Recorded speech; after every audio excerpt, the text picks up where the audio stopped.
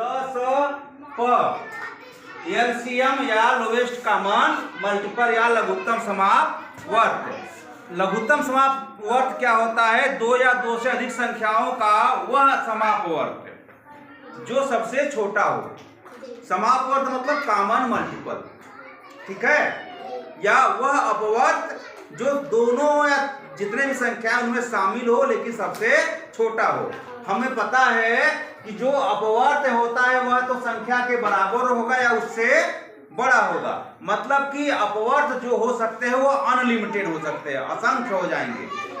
लेकिन अपवर्तक जो होता है या तो संख्या के बराबर होगा या संख्या से छोटा। तो हम अपवर्तक अगर देखें या फैक्टर जब देखें तो वह अनंत नहीं हो सकता, असंख्य नहीं हो सकता, वह एक लिमिट मात्रा में रहेगा, ठीक है। तो यहाँ पे हम देख रहे हैं कि जो मल्टीपल है वो कई हो सकते हैं, है ना।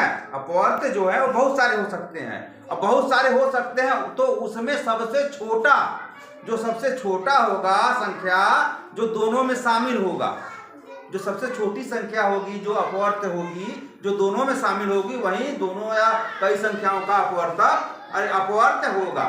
एलसीएम लोवेस्ट कॉमन मल्टीपल या लघुत्तम समापवर्त होगा। तो हमें एक एग्जांपल ले लिया है, 2 और 3 का लॉसन निकालना है।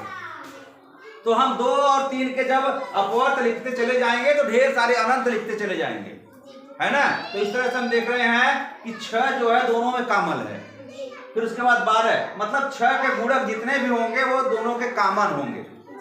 हम क्या किए, अब 2 और 3 के कॉमन या समापवर्त हम लिखते चले गए। 6, 12, 18, 24 इस तरह से बढ़ते चले जाएंगे, ठीक है। तो अब हमको क्या करना है, सबसे छोटा अपवर्त, लघुत्तम मतलब सबसे छोटा, है ना, कॉमन मतलब सम्मिलित अपवर्त। तो इसमें सबसे छोटा क्या है, तो 2 और 3 का LSP या एलसीएम क्या हुआ हमारा 6। आया समझ में? ये तो साधारण तरीके से है, इसके बाद हम दूसरा तरीका बताएंगे।